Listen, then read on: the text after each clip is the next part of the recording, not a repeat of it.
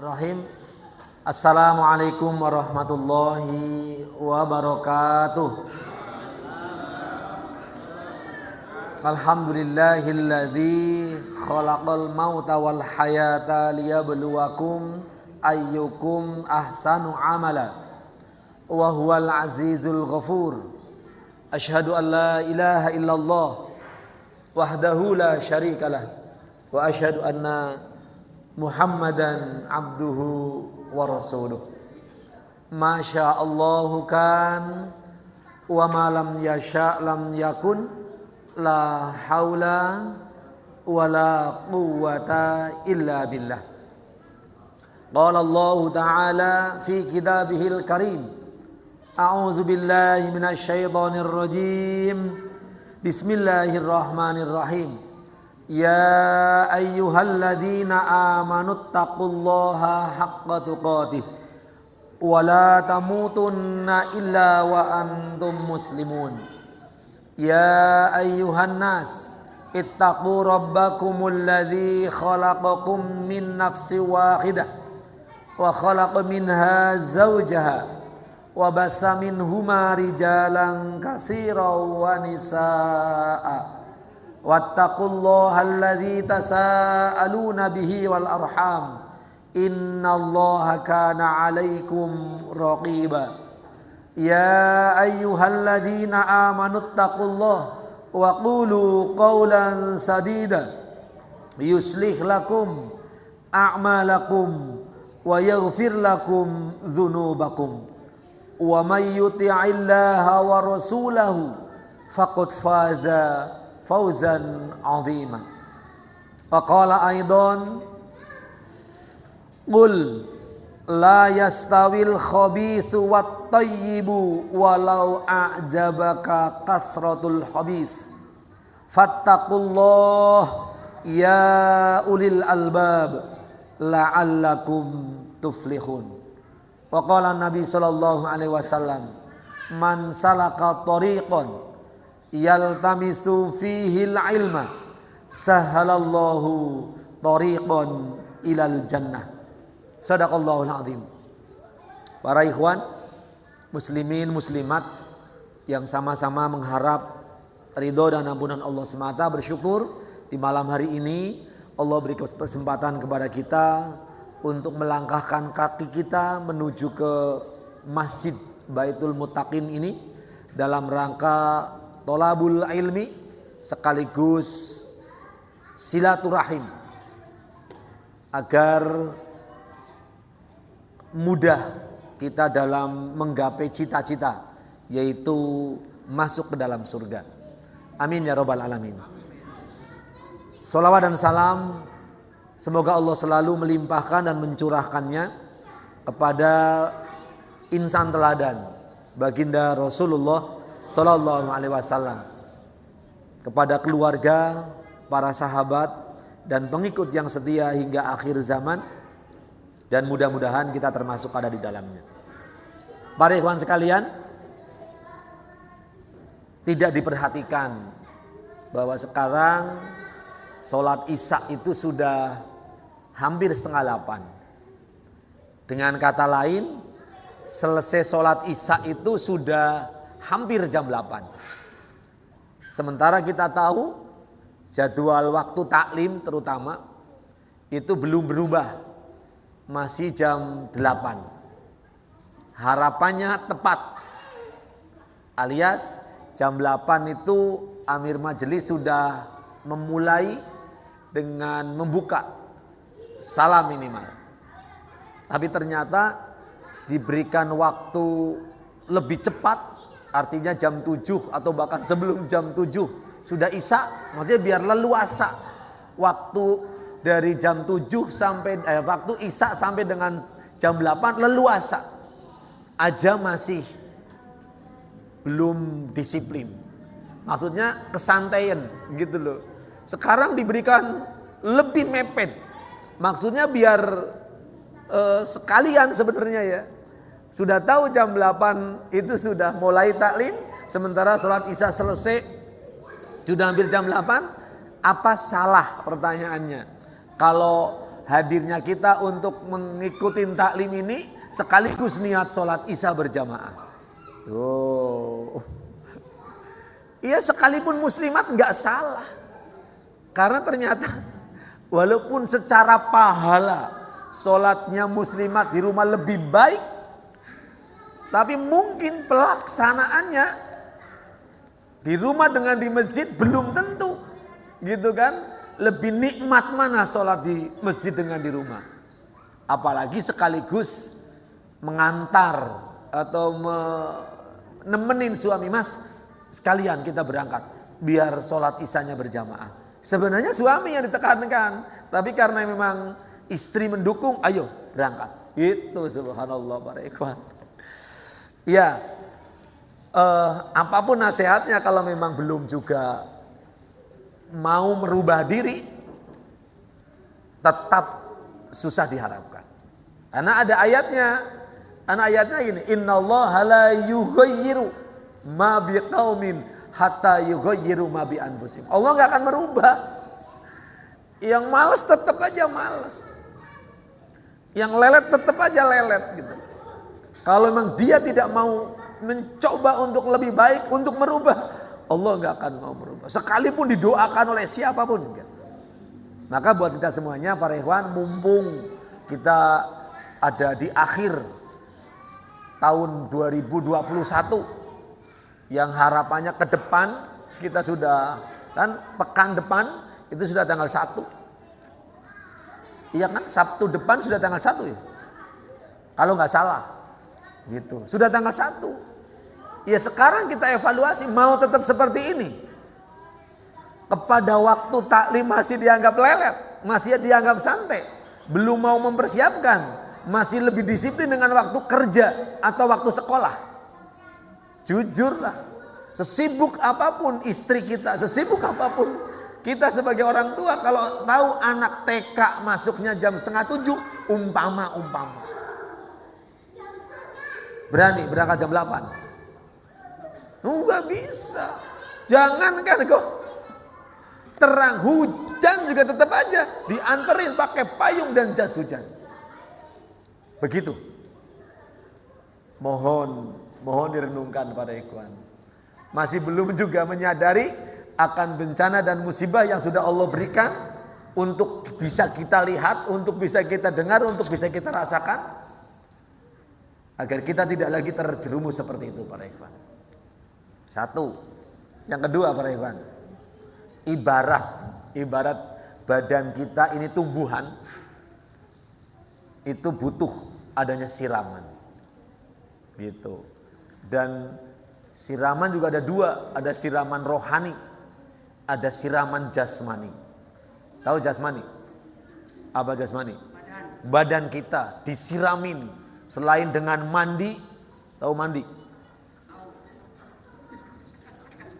Mandi itu bukan dengan diguyur air, ada namanya nasi mandi. Oh, bingung kan? Nah, nanti Mas Mukhairi mau mencoba nih nasi mandi. Ada Mas ya? Mas Mukhairi pernah dengar ada nasi mandi? Mandi junub. Enggak. Nama makanan, nama masakan nasi itu ada namanya mandi. Nah, Mbak Hasim pernah dengar nggak, Mbak? Oh, baru dengar ya? Terlalu nih Mas Mukhairi. Ajak makan dong. Oh, Masya Allah. Iya. Bismillah lah. Pokoknya mudah-mudahan kayak Mbak Hasim, Mas Rudi kalau bisa sebelum tanggal 1 Muharram, tanggal 1 Januari harus sudah mencicipin masakan mandi itu kayak apa. Kok ke mandi tadi saya ngomong apa sih? Oh, iya. Siraman jasmani dan rohani. Kalau siraman jasmani selain badan kita dimandiin, tapi juga dikasih makan. Ya makanan kita kan nggak mesti harus yang enak-enak para ikhwan. Untuk bisa kita beraktivitas gitu loh. Itu nggak perlu dibahas para ikhwan. Ya bayangin aja makan perut kita yang kalau seandainya lapar aja kita gampang banget marah, sensi gitu loh para ikhwan. Ini kalau seandainya rohani kita yang kurang siraman, kurang disiram para ikhwan. Kalau badan itu kan aktivitas, kalau rohani itu kan kembali kepada hati gitu loh. Siraman rohani berarti menyiramin hati. Kalau hati yang disiramin tidak juga kunjung tumbuh, tidak kunjung berkembang, apalagi berbuah, Masya Allah. Kalau Pak Regan punya tanaman, disiramin terus gitu loh. Ya contoh lah paling gampang sekarang yang lagi mahal, tanaman cabai. Udah beli bibit cabainya mahal, disiramin terus, dipupuk bahkan, tapi kagak juga berkembang dan gak menghasilkan buah. Mau diapain? Tahu nggak usia cabai dari mulai nanam sampai panen butuh waktu berapa lama? Berapa Pak? Butuh berapa lama? 3 bulan. 3 bulan berbuah. Ini udah setengah tahun kagak juga berkembang, apalagi berbuah. Mau diapain? Buah. Ganti yang baru. Ya udah cabai ini nggak cocok berarti ganti tomat lah barangkali gitu. Atau minimalnya nanam serai. Ya nggak perlu pakai buah-buahan lah. Biar berkembang pohonnya saja para ikhwan. Ini sama para ikhwan, kita yang punya rohani disiramin minimal setiap malam Sabtu, disiramin terus para ikhwan. Kagak juga berubah-berubah, kagak juga berkembang-berkembang, kagak juga berbuah-buah. Sabar. Ntar denger dari ibu-ibu lu, sabar kan ada batasnya gitu. Sangat menyedihkan sekali para ikhwan. Sangat menyedihkan sekali. Allahu Akbar para ikhwan. Ya, laki-laki mengingatkan kayak gitu takut ada yang kurang berkenan. Saya mohon maaf, sekali lagi mohon maaf. Ya karena butuh diingatkan kembali. Baik. Silakan para ikhwan. Kita tengok apa yang sudah dibaca oleh Qori tadi. Surah Al-Maidah ayat 98, 99 dan 100. Tadi sudah dibaca. Saya coba ulangin lagi. A'udzubillahi minasyaitonir rajim. I'lamu annallaha syadidul iqab wa annallaha ghafurur rahim. Ma 'alar rasuli illal balagh. Wallahu ya'lamu ma tubduna wa ma taktumun. Qul la yastawil khabithu wat thayyibu walau a'jabaka kasratul khabith. Fattaqullaha ya ulil albabi la'allakum tuflihun. 3 ayat ini kayaknya tidak ada makna yang susah. Semuanya masyhur banget. Kata-katanya sering banget kita dengar. Kalau nggak percaya silakan ikutin para ikhwan. I'lamu. Tahu i'lamu? Dari kata-kata alim, ketahuilah. I'lam, gitu kan? Pengumuman kan? I'lam, ketahuilah. Annallaha, sesungguhnya Allah. Tahu, syadidul iqab. Keras. Apanya? Siksanya. Sebenarnya siksa itu pedih, keras apa gitu loh. Agar kita takut gitu maksudnya. Siksa itu yang paling enak diartikannya apa sih? Siksa yang pedih gitu biasa kan?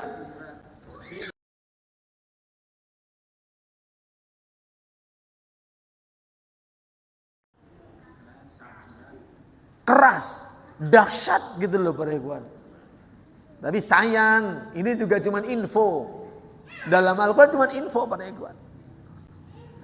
Iya, apalagi cuman info. Wong ditampakkan sudah aja kagak gubris.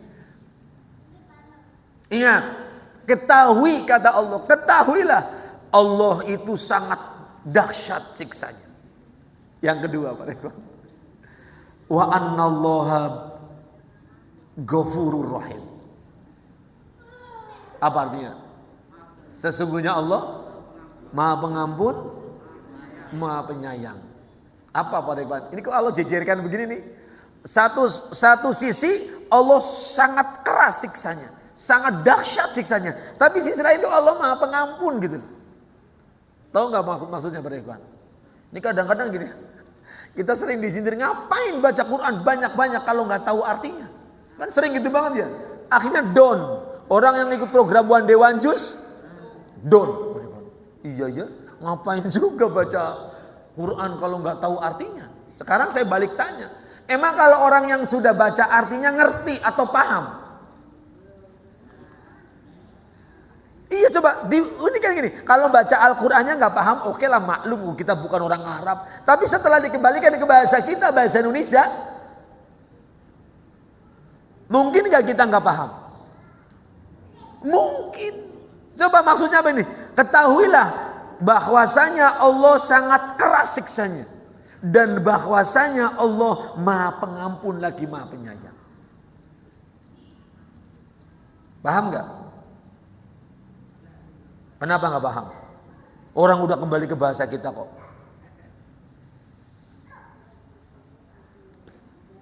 Ya kalau para ikhwan baca terjemah paham, udah nggak perlu ngaji. Ustadz nggak laku. Baca terjemah sendiri paham, baca sendiri paham.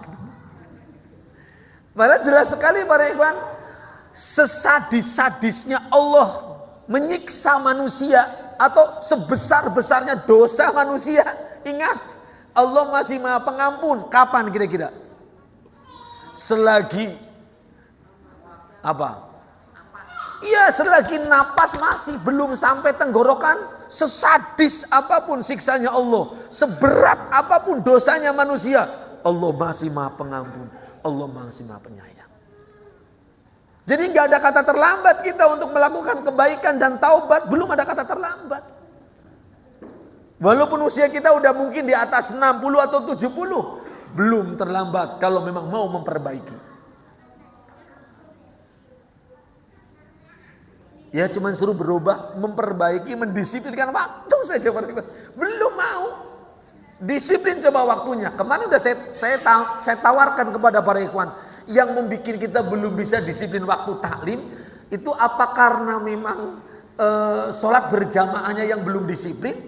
Sehingga taklimnya belum bisa disiplin. Atau yang membuat kita belum bisa sholat berjamaah disiplin karena taklimnya belum disiplin. Itu wallahu a'lam para ikhwan. Itu juga direnungkan masing-masing. Nah sekarang gitu para ikhwan. Padahal jamaah itu karunia Allah yang sangat amat luar biasa. Sangat amat luar biasa. Kalau orang-orang kan kita bersyukur dapat nikmat dari Allah berupa nikmat sehat. Gitu kan? Nikmat aman, nikmat waktu luang. Terakhir nikmat iman dan Islam. Udah berhenti. Kita masih ada tambahan nikmat Pak. Nikmat jamaah dan imamah yang tidak bisa diberikan kepada sembarang orang. Kita yang dipilih oleh Allah untuk bisa berjamaah para ikhwan. Luar biasa. Orang bingung kelontang-lantung, orang bingung mau berbuat apa. Sekarang kondisi begini, apalagi nanti di akhirat. Karena apa ya, nggak punya imam, nggak punya pimpinan. Tapi kalau yang sudah punya imam, sudah punya pimpinan, kita sudah menjual diri kepada Allah, sudah menjual harta kita kepada Allah. Makanya apapun aturan Allah, tidak ada kalimat lain kecuali sami'na wa ata'na. Selesai. Maka kalau kita yang belum bisa sami'na wa ata'na, mau ngapain para ikhwan? Cuman ada dua, orang yang beriman tidak ada kata yang lain kalau diajak kembali kepada jalan yang benar, Al-Quran hadis, kecuali kalimat sami'na wa ata'na. Dan orang kafir, mereka juga punya bahasa sami'na wa asoina. Itu orang kafir. Yang paling bahaya yang gak mau ngucapin sami'na wa ta'na dan tidak berani ngomong sami'na wa asoina. Siapa itu? Iya kan orang beriman sami'na wa ta'na, orang kafir sami'na wa asoina. Yang tidak mau mengucapkan sami'na wa ta'na dan tidak berani mengucapkan sami'na wa asoina. Siapa itu? Munafik pada itu.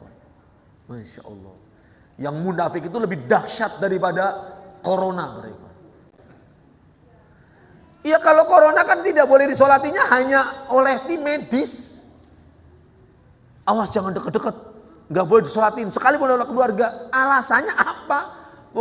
Oleh pihak dokter sendiri mengatakan orang yang kena penyakit corona kalau mati, mati semua virusnya. Kok kita takut? Ya nggak apa-apa lah, ikutin gitu loh pada ikhwan. Tapi kalau orang yang munafik ini ketika dia mati, Allah yang melarang, jangan kamu menyolati wahai Muhammad, jangan kamu doain di atas kuburnya. Itu Allah yang langsung memberikan vonis seperti itu. Apa nggak lebih dahsyat daripada orang yang kena corona? Orang munafik itu pada ikhwan. Na'udzubillah min dzalik. Dah, kalau memang para ikhwan mau berubah sekarang, malam Sabtu yang akan datang pas malam tahun baru. Ayo, mau libur atau mau taklim? Benar. Usahakan kalau memang mau taklim, sholat isya di sini. Bukan hanya muslimin, muslimat. Bisa nggak berikhwan? Ada yang mau alasan, maaf saya nyiapin suami makan malam. Ada suami yang bisa alasan makan malam mau taklim. Kalau pejabat boleh lah gitu berikhwan. Kalau istri pejabat boleh. Oh iya, saya bilangin, bisa nggak ibu baca Al-Quran habis maghrib waktunya? Ustadz nggak bisa. Saya kalau habis maghrib nyiapin suami makan malam. Oh oke, istri pejabat. Di sini ada yang pejabat? Ada pejabat teras. Ada juga yang anggota dewan di sini. Dewan Kemakmuran Masjid. Anggota dewan. Subhanallah. Yakin. Kalau masih ada di Riasa 1 ini, hari malam Sabtu diajak taklim, diingatin suruh taklim jam 8, maaf ya, saya izin terlambat, nyiapin makan malam dulu.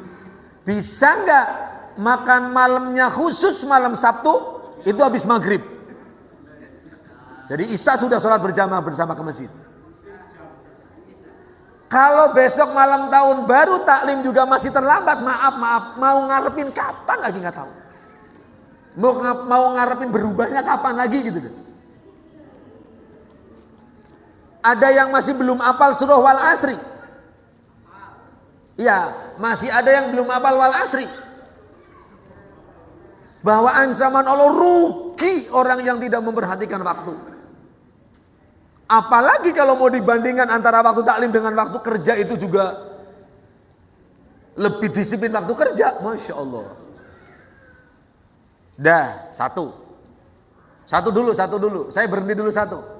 Ayat yang ke-98 ada yang mau membahas, ada yang mau protes, ada yang mau nanggapin. Allah ini memberikan kalimat bahasa Inggris, warning. Allah memberikan peringatan. Ketahuilah, Allah itu sangat dahsyat siksanya. Ketahuilah, Allah Maha Pengampun lagi Maha Penyayang. Masya Allah. Iya kan? Coba mana kurang pengampunnya Allah tuh mana kepada kita? Kalau kita mau bertaubat, kalau kita mau minta ampun, Allah Maha Pengampun para ikhwan. Tapi kalau nggak mau pengampun ya nggak jadi masalah. Nggak, kalau nggak ada yang mau nanya, udah lanjut. Perhatikan, ma'alar rasuli illal balag. Ma bermakna la. Tidaklah ala rasul, atas rasul, illa kecuali al balag, menyampaikan apa yang diperintahkan Allah. Tugas rasul kayak gitu, persis tugas ulil amri, persis tugas ustadz sama, menyampaikan saja. Nurut, syukur, untung buat kalian sendiri. Tapi mau nggak nurut ya nggak akan pernah. Ngapain pakai marah-marah, rugi. Lah iya, kita menyampaikan yang disampaikan aja enjoy, masa kita mau marah? Nggak perlu pakai marah. Makanya Pak Revan jangan ada yang tersinggung. Enggak, kita nggak akan marah kok. Ngingetin aja Pak Revan. Kan gitu. Tugas Rasul hanya menyampaikan. Orang tua juga hanya menyampaikan. Apalagi cuman ustadz. Disampaikan aja. Sekali lagi, syukur mau nurut, Anda yang beruntung. Tapi kalau nggak nurut ya nggak apa-apa. Gugur kewajiban. Dan nanti kita sama-sama ketemu sama Allah. Mudah pertanggungjawaban. Ya, jadi makanya sampein aja, sampein. Saya selalu menyampaikan terus, saya nggak akan bosen mengingatkan terus taklim jam 8. Makanya tadi Marzuki gitu, datang ucuk-ucuk gitu. Abun mulai, ya mulai aja. Karena baru mbah yang ada jam 19.59 mulai aja. Karena memang belum ada sih ya, belum ada iming-iming yang nampak. Kalau mungkin udah ada iming-iming yang nampak gitu loh. Anggaplah contoh dulu, 10 orang yang datang pertama ke majelis taklim, jangan amplop lagi lah, jangan amplop lagi. Gitu loh. 50.000 gitu aja gitu loh. Sekarang jangan amplop, kalau amplop kan bisa jadi amplop kosong. 50.000. Masya Allah. Kayaknya antrinya dari sebelum maghrib deh. Ya Allah, 50.000 mau dikejar. Surga itu kok dibeli dengan 50.000. Padahal nggak apa-apa. Mas Mukhari coba dicoba 50.000, nggak dapat surga. Ya dapatnya itu 50.000. Lah kan, ini taman surga. Kita datang ke tempat taklim semangatnya karena mau kepingin masuk surga. Lah kok hanya karena iming-iming 50.000? Lumayan kan kerja setengah hari itu. Masya Allah. Lanjut pada. Wallahu ya'lamu ma tubduna wa ma taktumun. Setelah Rasul menyampaikan, gitu kan, disampaikan oleh Rasul, disampaikan oleh Rois, disampaikan oleh Amir, gitu loh. Kata Allah, wallahu ya'lamu.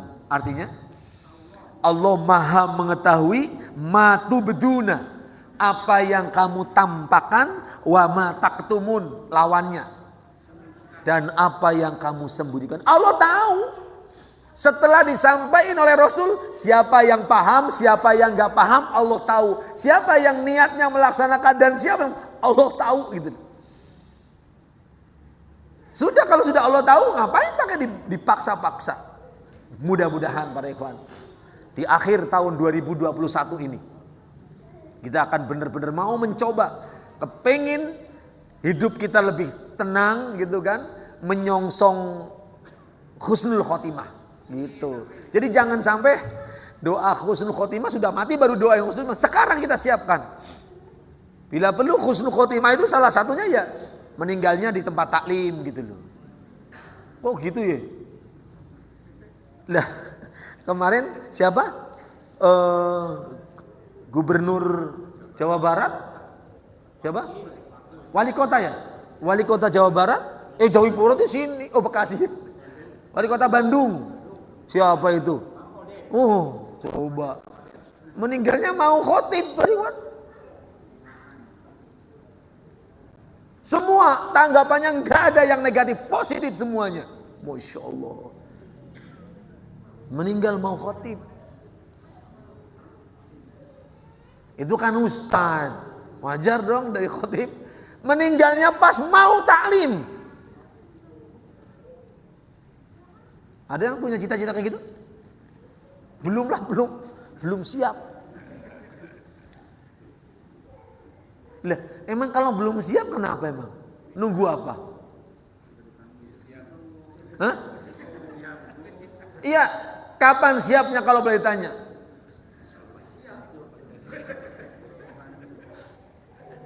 Masa kalah sama tentara? Tentara tuh nggak ada yang nggak siap. Selalu siap. Siap salah aja siap. Kita sudah hidup berjamaah sekian lama, ditaklimin sekian lama, sering takziah di mana-mana, masih belum juga siap. Oh belum juga siap. Terus kira-kira kalau boleh punya planning, butuh waktu berapa lama untuk siap lagi?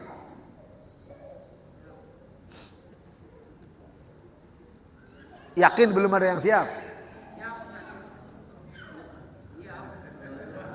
Siap ngapain mas?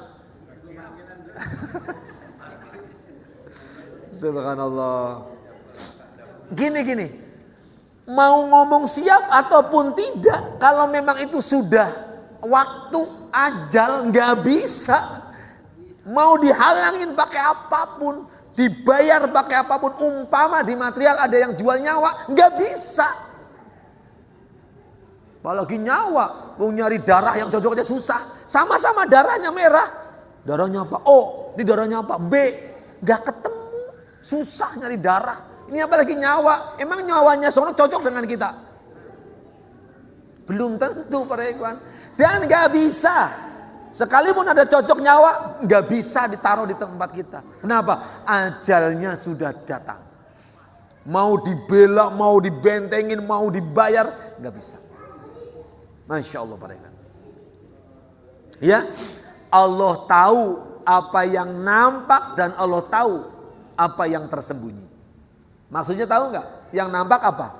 Jasadnya para ikhwan datang ke tempat ini, hatinya tidak. Allah tahu.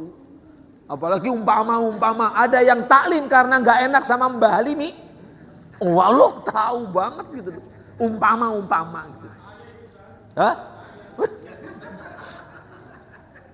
Yang jadi masalah kalau hanya taklim karena Mbah Halimi, nanti kalau Mbah Halimi udah nggak ada, bubar taklim. Kalau gitu loh. Coba para ikhwan sesuatunya karena Allah. Ini sekarang lagi rame banget pembahasan gini para ikhwan. Nggak boleh kita berdoa kepada Allah atau nggak boleh kita melakukan ibadah kepada Allah karena sesuatu. Contoh, rajin tahajud karena lagi daftar ujian PNS. Rajin tahajud. Itu nggak bisa. Itu penipuan dan kedustaan. Bahkan jangankan kayak gitu. Para ikhwan rajin sholat tahajud hanya karena kepengen masuk surga. Kagak. Emang masuk surganya karena kita rajin tahajud? Kagak para ikhwan. Maka mulai sekarang para ikhwan coba luruskan sesuatunya yang karena Allah. Seperti yang doa para ikhwan selalu baca, inna sholati wa nusuki wa mahyaya wa mamati lillahi rabbil alamin. Semua hidupku, matiku, ibadahku, semuanya, sholatnya segala macam itu karena Allah. Kalau para ikhwan melakukan sesuatu yang karena Allah, sholat, kalau rajin berjamaah karena Allah, para ikhwan rajin taklim karena Allah, tahajud, puasa sunnah, bahkan termasuk rajin taklim, jangan karena Allah para ikhwan. Allah yakin tahu. Para ikhwan sholat karena Allah, sujudnya lama, Allah tahu apa yang dia butuhkan. Gak perlu pakai ngomong ya Allah, saya belum bisa bayar kontrakan, gak ngomong, Allah tahu. Coba para ikhwan. Kadang-kadang kita dikte Allah gitu. Kalau sholat tahajud hanya karena cuman maaf ya, kepengin lulus ujian pegawai negeri, begitu dapat, udah. Tapi kalau sudah karena Allah, lulus ataupun tidak, enggak saya karena Allah. Kalau para ikhwan jamaahnya karena Allah, ada mbah ataupun tidak ada mbah, diperintah oleh amir ataupun tidak diperintah, ini kewajiban para ikhwan. Sholat berjamaah itu nggak perlu pakai disuruh sama orang tua, disuruh sama amir, nggak, itu kewajiban. Makanya yang sampai sekarang masih dalam keprihatinan para ikhwan. Orang yang sudah berjamaah, sholat berjamaahnya susah banget. Tapi orang-orang yang belum berjamaah itu rajin sholat berjamaah para ikhwan. Nah, karena Allah. Yang mana yang karena Allah? Coba para ikhwan. Makanya Allah tahu apa yang kamu tampakkan dan Allah tahu apa yang kamu sembunyikan setelah disampaikan oleh Allah. Setelah disampaikan oleh Rasul. Kita juga sama. Setelah diingatkan oleh Rois, setelah disampaikan oleh Ustadz, dengerin. Kalau itu penyampaiannya ayat, kalau itu penyampaiannya hadis yang sahih, sudah jangan diotak-atik para ikhwan. 3.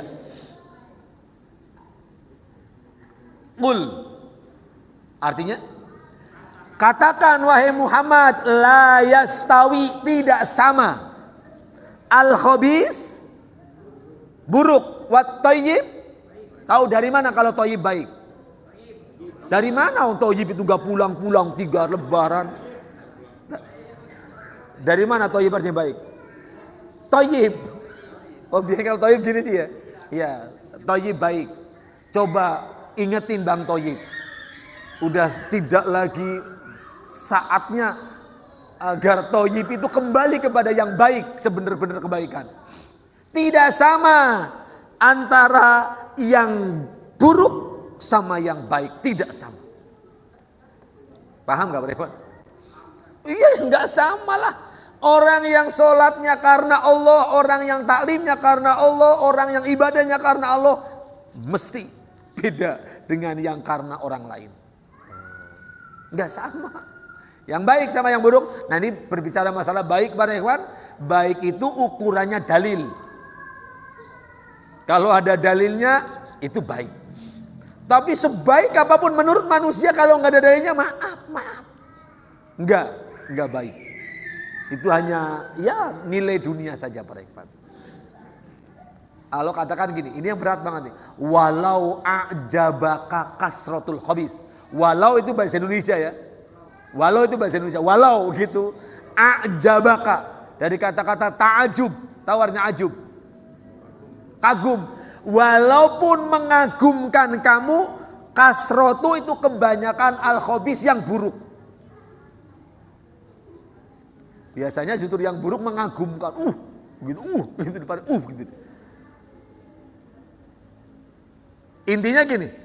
Pertama Allah katakan enggak sama. Yang baik sama yang jelek enggak sama. Tapi banyak orang yang tergiur dengan keburukannya. Gitu loh Pak Ikhwan. Banyak orang tergiur. Padahal buruk Pak Ikhwan. Hah? Oh, ya. Contohnya apa gitu loh. Coba Pak Ikhwan bisa nyontohin enggak? Gini. Pertama jelaslah semua paham. Tidak sama antara kebaikan sama kejelekan. Tapi banyak orang yang senang dengan keburukan. Gitu kan. Tergiur dengan keburukan. Salah satunya Pak Ikhwan, gampang banget lah Pak Ikhwan. Antara HP dengan Al-Quran. Bagus mana Pak Ikhwan? Iya Bu, tapi banyak orang senang dengan HP. Lebih gitu loh. Coba, lebih betah megang HP atau lebih betah megang Al-Quran? Padahal itu buruk gitu loh. Banyak manfaat, iya. Tapi lebih banyak madorotnya. Ada manfaatnya, tapi lebih banyak madorotnya pada Ikhwan. Bahkan kita sudah tahu lah pada Ikhwan, dengan adanya HP semua bisa lenyap dari muka bumi ini. Semua. Mulai dari ATM, kemudian ada warnet, wartel, hilang pada Ikhwan. Bahkan telepon rumah hilang, radio TV udah gak kepake. Semua ada di. Coba pada Ikhwan. Udah gak perlu pakai jam, ada di HP. Iya kan sekarang gak perlu pakai ke ATM, cukup dari rumah. Tik, tik, tik, tik. Terkirim. Kalau ada saldonya, mau diketik berapa kali tetap gak bakal diketik orang. Maaf, saldo Anda kurang. Ada. Ini mohon buat kita semuanya para ikhwan. Apalagi sekarang di tantangan para ikhwan. Maaf sekali lagi, mungkin ada yang tersinggung. Antara taklim dengan ma'isyah. Ma'isyahnya bukan ma'isyah kaitannya dengan lembur kantor, bukan. Kalau yang lemburnya dengan kantor, lemburnya dengan pabrik, di ACC. Karena urusannya dengan perusahaan. Ini kerjaan sendiri. Maaflah, dagang. Ayo, mau milih dagang atau milih taklim?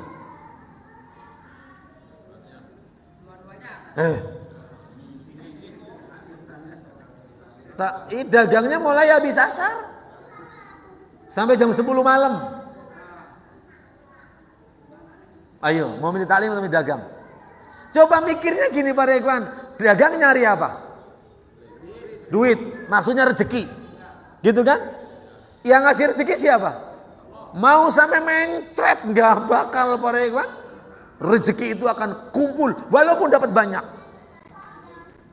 Contoh orang Yahudi disuruh beribadah pada hari Sabtu karena begitu mancing, lahap dapatnya ikannya banyak banget pada ikhwan. Masya Allah, milih mancing gitu loh.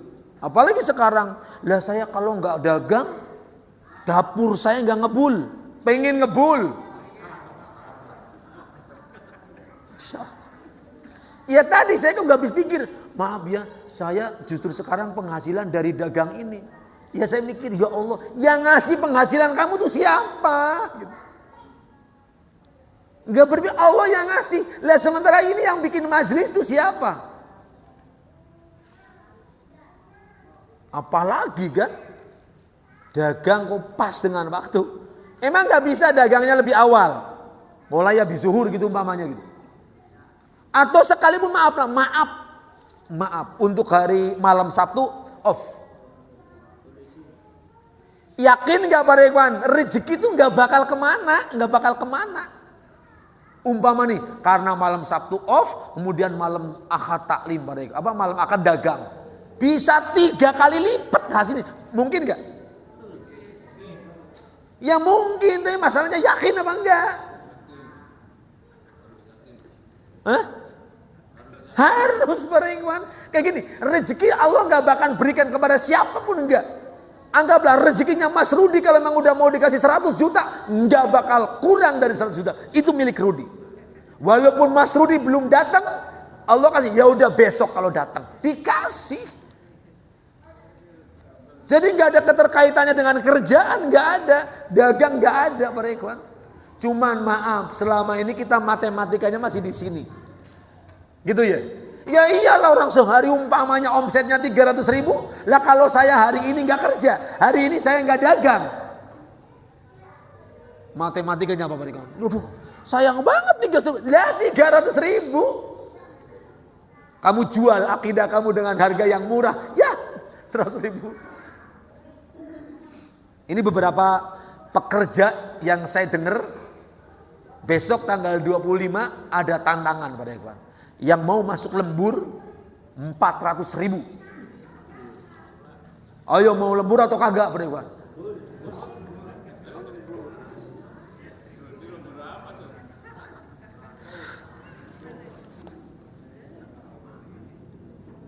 Sudah. Ya. Iyalah gampang udah mau jam 9 gini. Maka dari itu karena Allah tahu gitu ya Pak Rekwan, bahwa kebanyakan orang tergiurnya justru dengan yang tidak baik. Semangatnya Pak Rekwan ke taklim dengan semangatnya Pak Rekwan ke pasar. Beda lah. Lebih semangat mana? Pasar Pak Rekwan. Pasti Pak Rekwan. Ya udahlah Pak Rekwan. Pesan Allah gini, sudah mau diingatkan atau tidak mau dengar terserah. Tapi kata Allah, fattaqullah. Bertakwalah kamu kepada Allah, ya ulil albab. Artinya, wahai orang yang mikir, orang yang berakal, gitu Pak Rekwan. La'allakum tuflihun. Agar kamu coba Pak Rekwan, udah takut kepada Allah, takwa aja kepada Allah. Jadi kalau Pak Rekwan sudah punya kunci takwa, yakin, nggak perlu pakai ribut. Karena ayatnya berulang kali, wala khaufun, jangan takut, jangan khawatir, wala yahzanun, jangan sedih. Kalau sudah takwa tuh begitu. Nah kok kita masih perhitungan, oh berarti belum bertakwa Pak Rekwan. Sebagai penutup Pak Rekwan, barangkali ini mumpung akhir tahun, saya kembali mengajak kepada Pak Rekwan, renungkan lagi Pak Rekwan surah Al-Qasas 77. Jangan dibuka, udah hafal Pak Rekwan. Walaupun mungkin gak hafal bunyinya, tapi paham tuh pasti. Kata Allah begini, wabtaghi fima ataqallahu darul akhirah. Cari oleh kamu sekalian kehidupan akhirat. Cari akhirat, gampangnya begitu. Kalimat berikutnya apa? Wala tansa nasibaka minad dunya, artinya jangan lupa dunia. Cari akhirat, jangan lupa dunia. Itu Allah yang merintahkan. Tapi oleh kita kadang-kadang dirubah dengan kalimatnya cari dunia, yang penting gak lupa akhirat. Gitu kan ya? Sama enggak Pak Rekwan? Allah mengatakan cari akhirat, jangan lupa dunia. Tapi kalau kita cari dunia, yang penting gak lupa. Silakan Pak Rekwan rasakan. Sekarang kita gak perlu pakai membahas yang dibikin oleh manusia. Yakin mustahil Pak Rekwan. Tapi kalau yang disampaikan oleh Allah, coba renungkan. Cari akhirat, jangan lupa dunia. Perhatikan Pak Rekwan. Tahu perbandingan akhirat sama dunia? Tahu satu hari di akhirat? Di dunia ini berapa? 1000 tahun di muka bumi ini. Kalau para ikhwan tahu sehari di akhirat sama dengan 1000 tahun di muka bumi ini, seandainya kita mau matematik hitung-hitungan nanti dibuka kalkulatornya, kita umpamanya dikasih usia oleh Allah standar usia Allah kan usia umat tuh antara 60-70. Tapi jangan ada yang membantah. Ini usia ideal 60-70. Kalau ada yang belum sampai 60 udah meninggal, bukan jadi contoh. Kalau yang sudah lewat 70 belum meninggal, jangan jadi contoh. Yang ideal saja 60-70. Anggaplah diambil standar 70. Perhatikan, satu hari di akhirat 1000 tahun di muka bumi ini. Kalau seandainya kita dikasih usia 70 tahun, kita hidup di dunia kalau hitungannya akhirat berapa lama? 1,5 jam kita hidup di dunia ini kalau hitungannya akhirat. Tapi maaf sekali lagi para ikhwan, kita mikirin yang cuma 1,5 jam mati-matian. Tapi yang kekal dan abadi di akhirat nggak dipikirin para ikhwan. Pertanyaannya, bener nggak? Oh berarti nggak bener, saya yang salah. Para ikhwan bener nggak mikirin akhirat? Bener nggak mikir akhirat? Bener. Saya akan uji para ikhwan 2 saja. Bukti bahwa para ikhwan mikirin akhirat, Allah memberikan 2 tantangan. Pertama, kalimat berikutnya setelah wala tansa nasibaka minad dunya, kan kalimat berikutnya gini, wa ahsin kama ahsanallahu ilaik. Berbuat baiklah kamu kepada orang lain seperti Allah telah berbuat baik kepada kamu. Ayo, ada yang paham belum? Ada yang gak paham bahasa gitu. Perhatikan, berbuat baiklah kamu kepada orang lain seperti Allah telah berbuat baik kepada kamu. Hah? Beratnya seberapa?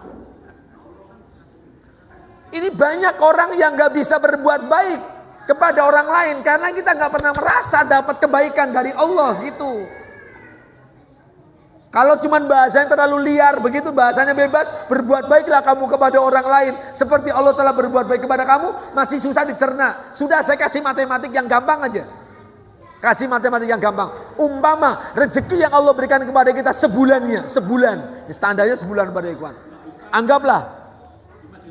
Alah, kalau mau ngambil contoh tuh jangan terlalu kecil. Anggaplah 10 juta. Kurang nggak? Ya udahlah standar lah 10 juta lah pada ikhwan. Di atas UMR kan?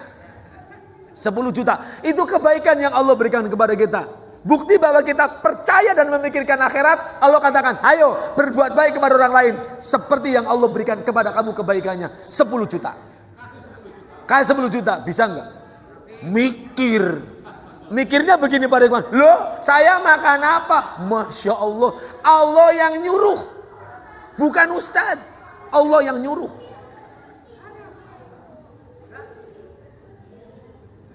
Berat ya? Kok kayak gitu katanya mikirin akhirat? Kalau orang sudah mikir akhirat, dunia gitu. Ya maaf, jangankan cuma harta yang diminta, nyawa pun kalau bila perlu siap. Makanya contohnya Nabi Ibrahim, ketika diuji oleh Allah bertahun-tahun tidak punya anak, kemudian Allah kehendaki punya anak yang ganteng, cerdas, soleh.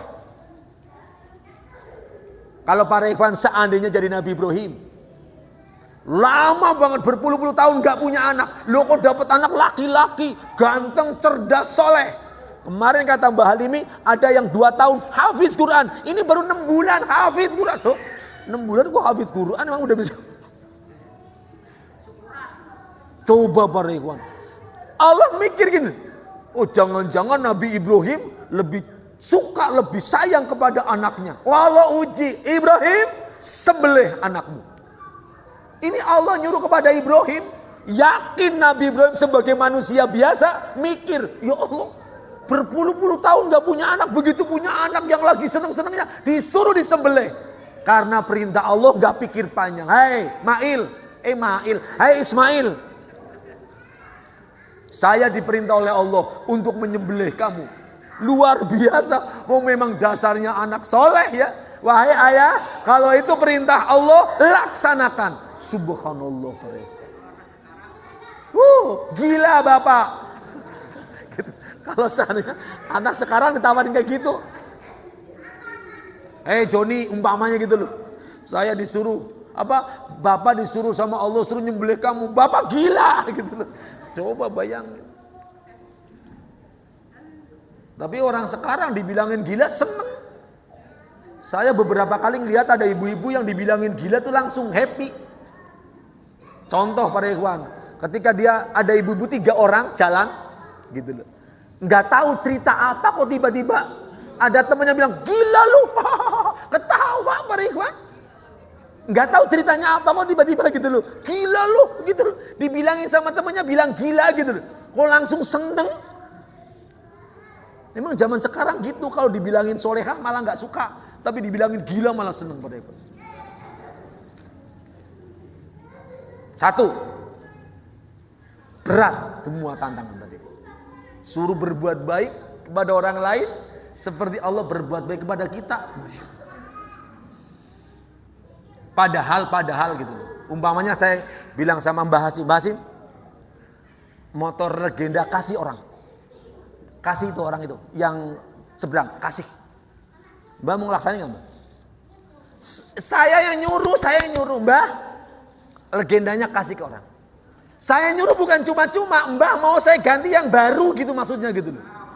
Oh mau gitu. Ya, Allah nyuruh berbuat baik kepada orang lain seperti Allah. Itu bukan Allah cuma-cuma mau. Oh, ntar saya makan apa? Ditanggung sama Allah. Walaupun kita nggak diberi rizki secara materi, Allah akan berikan sehat, Allah akan berikan kenyang, Allah akan berikan nggak punya utang.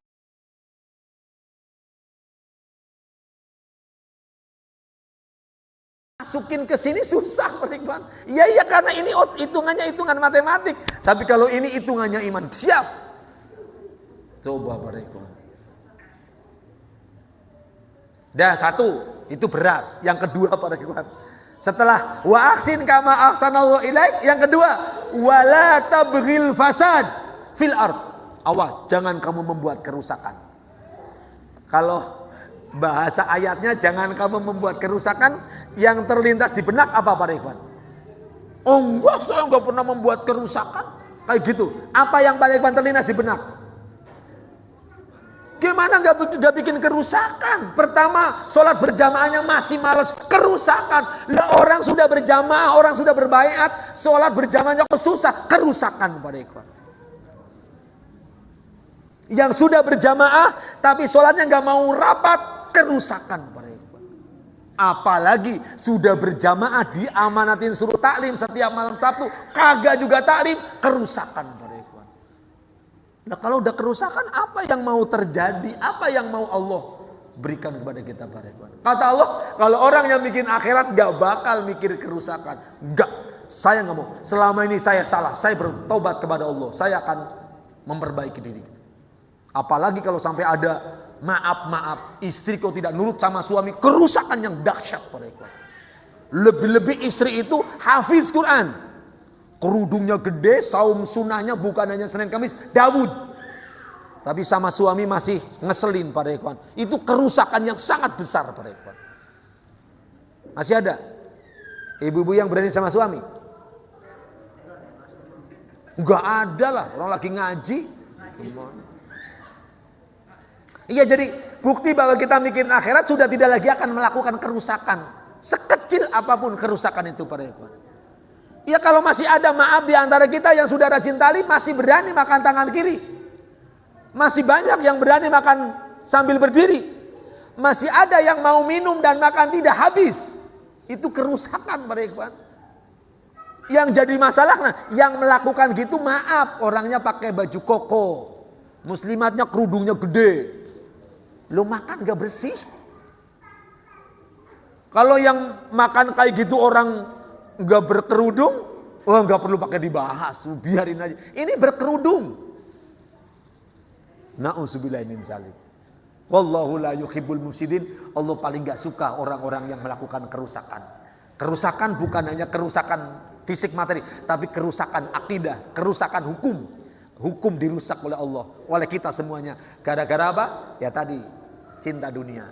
Ini saja barangkali para ikhwan, sudah jam 9 lewat. Barangkali nanti kalau memang ada yang mau ditanyakan, silakan.